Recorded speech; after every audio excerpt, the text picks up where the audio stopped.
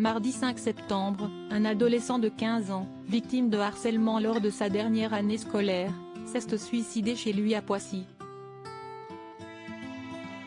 Ce jeudi 7 septembre, Olivier Véran a révélé à France Inter que Brigitte Macron allait rendre visite à la famille, frappée par ce deuil terrible.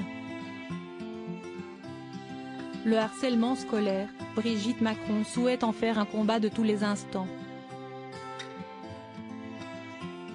Si est-il la raison pour laquelle, chaque année, le 10 novembre, la Première Dame prend la parole à l'occasion de la Journée nationale de lutte contre le harcèlement scolaire.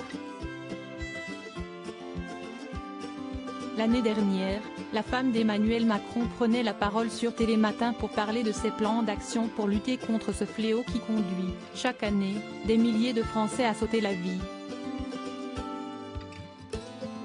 Aujourd'hui, c'est 24 heures sur 24, c'est no limit, a confié celle qui fut, jadis, professeure de français, à Julia Vignali.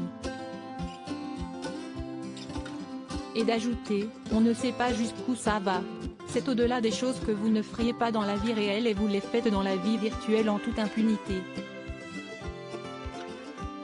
Et ça, c'est impossible.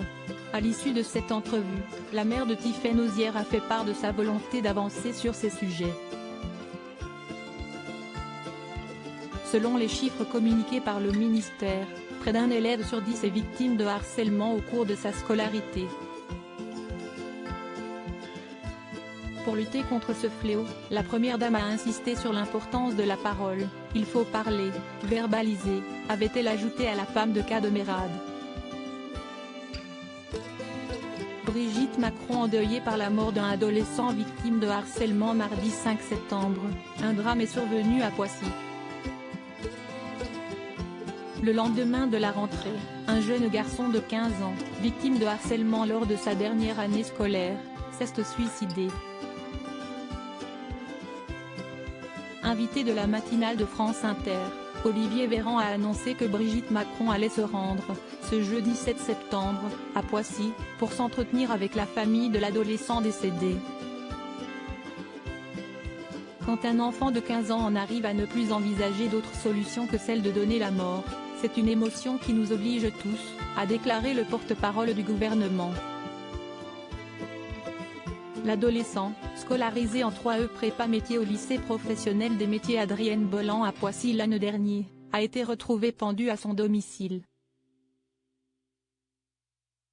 Il avait déjà signalé des faits de harcèlement en décembre 2022, et avait même fait sa rentrée cette semaine dans un autre établissement, à Paris.